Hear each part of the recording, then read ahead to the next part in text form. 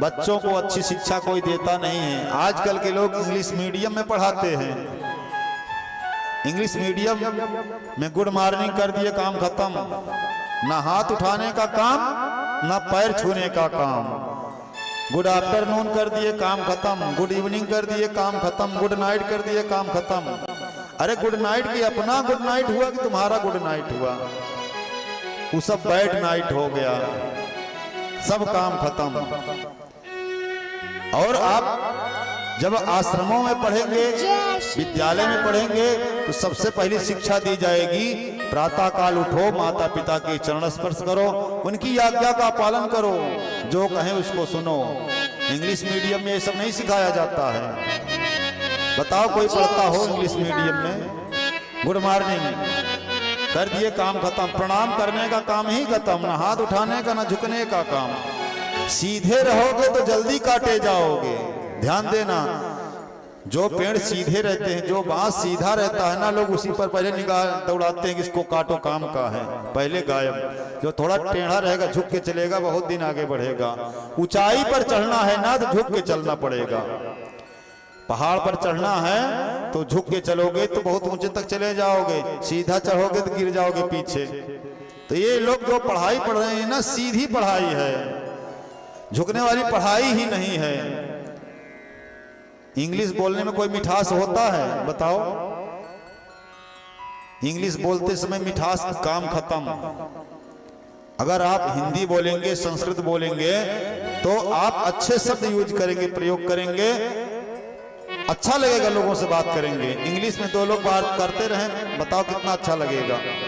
सुनने वाले को भी खराब लगता है। संस्कार ही नहीं है। बच्चों को अच्छा संस्कार देना चाहिए। हमेशा जब जीव गर्भ में आए तो लड़ाई झगड़ा नहीं करना चाहिए। घर में बैठकर रामायण भागवत कथा सुनना चाहिए, झूठ नहीं बोलना चाहिए, हमेशा ध्यान रखना चाहिए। अगर सत्कर्म करते रहेंगे ना, तो वो जो जीव है सब सुनता रहता है। जीव गर्भ में सब सुनता रहता है। लोग सोचते हैं ये समझता नहीं है, वो सब समझ रहा है, भगवान के दर्शन कर रहा है जब गर्भ में, तो तुम्हारी बात नहीं समझ रहा है। तुम्हारे ही खाने पीने से वो पढ़ रहा है और तुम्हारी बातें नहीं समझेगा। तो आप जिस प्रकार का व्यवहार करेंगे, उसी प्रकार के संतान भी पैदा होंगे। इसलिए व्यवहार अच्छा होना चाहिए। जब गर्भ में जीव आवे तो खूब पूजा पाठ भजन करे। वो जब पैदा हो तो उसको अच्छी शिक्षा देना चाहिए। 1 घंटे रोज उसको देना चाहिए, अच्छी बातें बताएं, अच्छी कहानियां सुनाएं, धर्म से संबंधित उपदेश करें। दिन भर इंग्लिश की पढ़ाई पढ़ रहा है, पढ़ने दो, कोई पढ़ाई पढ़ रहा है, पढ़ने दो, लेकिन 1 घंटे का समय माता पिता को देना चाहिए कि भगवान के भक्ति के बारे में बताए, भगवान का कीर्तन करवाए, पूजा पाठ करवावे। आजकल के लोग पूरी रात पढ़ते हैं, दिन भर सोते हैं। देखिए पहले का नियम क्या था? पहले का नियम था कि शाम को लोग 9-10 बजे तक पढ़ते थे, उसके बाद सो जाते थे। सुबह ब्रह्म मुहूर्त में 3-4 बजे से उठ जाते थे।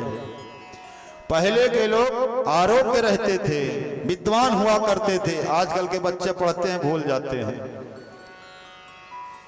देखिए रात में पढ़ते पढ़ते, पूरी रात पढ़े आप, जब सोएंगे तो भूल जाएंगे ही। पढ़ने के बाद उसका पुनरावृत्ति होना चाहिए। पढ़ें फिर उसको मनन करें, तब याद रहेगा। कोई चीज पढ़ो सो जाओ भी कितना याद रहेगा? पढ़ो, उसको दोहराओ। शाम तक पढ़ो जो पढ़ना है, शाम को जो पढ़े हैं सुबह उठकर दोहराइए। सुबह जो पढ़ेंगे उसको दिन भर दोहराते रहेंगे, वो कभी भूलेगा ही नहीं।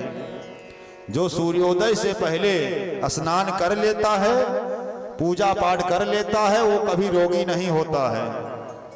और जो लोग सूर्योदय के बाद सो के उठते हैं, स्नान करते हैं, उनका पूरा दिन खराब जाता है और उनके पास 72 प्रकार का टेंशन हो जाता है, रोग हो जाता है। देखिए विद्यार्थी पढ़ रहे हैं, रोगी हैं, चश्मा लग गया पैदा होते ही। कर्म ही अच्छा नहीं है। पढ़ने लिखने का जो समय उस पर ध्यान ही नहीं है। पूरी रात पढ़ोगे, दिन भर सोओगे। सोने का समय अलग है। विद्यार्थियों को 6 घंटे सोना चाहिए। सोने का समय जान लीजिए।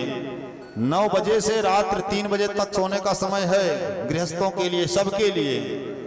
रात्रि में 9 बजे से प्रातःकाल 3 बजे तक सोने का विधान है।